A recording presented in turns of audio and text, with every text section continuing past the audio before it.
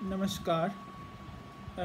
इस वीडियो में मैं अपने कुछ अनुभव और बताने की कोशिश करूँगा। ये अनुभव जैसे मैंने आपको अपने पहले वीडियो में बताया, जहाँ पे मैंने रसखान के कुछ रचनाएं मतलब बताई थी, तो इसमें मैं संत मीराबाई के एक दो ऐसे भजन बताऊँगा जो कि मेरे को, जैसे मैंने बताया था कि बचपन में श्री सत्य साईं बाबा जी का सानिध्य प्राप्त हुआ और उन्होंने मुझे भागवत पढ़ने में और रसिक संतों की वाणी पढ़ने में, उनके बारे में बोलने में बहुत प्रोत्साहित किया और यह प्रेम बचपन से मेरे में रहा है। और सबसे ज़्यादा जो भगवान बाबा, जिन श्री सत्य साईं बाबा जो पसंद करते थे, वो श्रीमती सुब्बलक्ष्मी के मीरा भजन पसंद करते थे। और एक बहुत पुराना, कई बार वो आधुनिक जो भजन है या आधुनिक गायकी है उसमें वो उनको ज़्यादा नहीं पसंद थे, जैसा कि उन्होंने मुझे बताया था। और कई वो बहुत पुराने, क्योंकि पहले जो गीत गाए जाते थे, भजन गाए जाते थे, वो हृदय प्रधान होते थे। उनमें ये नहीं देखा जाता था कि उनमें म्यूज़िक कैसा है या आवाज़ कैसी है या कितनी सुरीली है। तो इसलिए भगवान जो हैं या वो हृदय को ज़्यादा पहचानते हैं, तो शायद इसी करके उन्हें वो भजन जो हैं वो अत्यंत प्रिय थे। एक बहुत पुराना भजन उन्हें, जो मैंने उन्हें सुनाया था और जो उन्हें पसंद आया था, हालांकि मेरी आवाज़ इतनी सुरीली नहीं थी, वो शायद वो किसी बहुत ही यूट्यूब पे है, वो जमुना के तीर कान्हा आओ।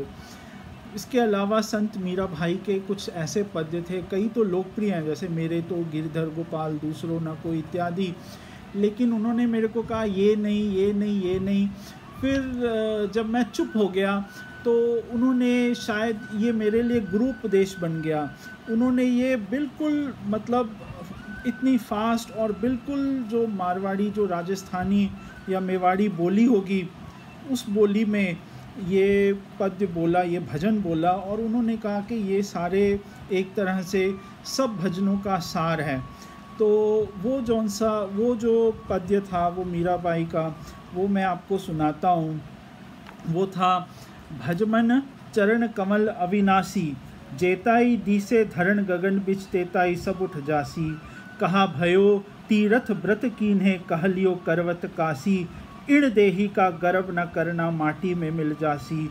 यो संसार चहर की बांझी, सांझ पढ़या उठ जासी। कहा भयो है भगवा पहरवा घर तज भय सन्यासी, जोगी हुए जुगती नहीं जाने उल्ट जन्म फिरासी।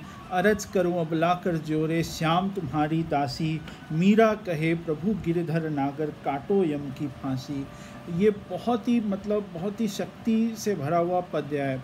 इसमें मतलब बाबा ने बताया कि जो चरण कमल है, क्योंकि हमारे जो चरण हैं हमारे शरीर को पूरा सपोर्ट करते हैं, तो चरण कमल को इसलिए भगवान के चरणों को पूरा पूजा जाता है, जो उन्होंने मुझे समझाया, क्योंकि वो पूरे ब्रह्मांड को भगवान के चरण कमल सपोर्ट करते हैं। तो वो कहते हैं कि, तो यहाँ पे मीराबाई कहती हैं कि उस अविनाशी के चरण कमल का मन भजन कर। क्यों? क्योंकि जो कुछ भी तुझे दिख रहा है ये सब एक क्षण में उठने वाला है। चाहे तुम कितने तीर्थ व्रत कर लो, कितनी पूजा कर लो, कितनी बार काशी इत्यादि तीर्थ हो आओ, लेकिन अपने देह का जरा भी गर्व न करना, ये मिट्टी में ही मिलने वाला है। चाहे इसमें कितने भजन पूजन कुछ भी कर लो, लेकिन ये गर्व करने वाली चीज़ नहीं है। यो संसार चहर की बांझी, सांझ पड़या उठ जासी। जैसे छोटे छोटे शहरों में मंडी या बाज़ार लगता है, चहर की बांझी जो सांझ पड़े उठ जाती है, अपने अपने घर चले जाते हैं, इसी प्रकार का ये संसार है, इसमें कोई चीज़ रहने नहीं वाली। कहा भयो है भगवा पहरवा घर तज भय सन्यासी, जोगी हुए जुगती नहीं जाने उल्टे जन्म फिरासी। और उन्होंने मेरे को ये भी समझाया कि सन्यासी होने का या भगवा वस्त्र पहनने का कोई मूल्य नहीं, जब तक वो युक्ति नहीं आती जो भगवान से मिला सकती है।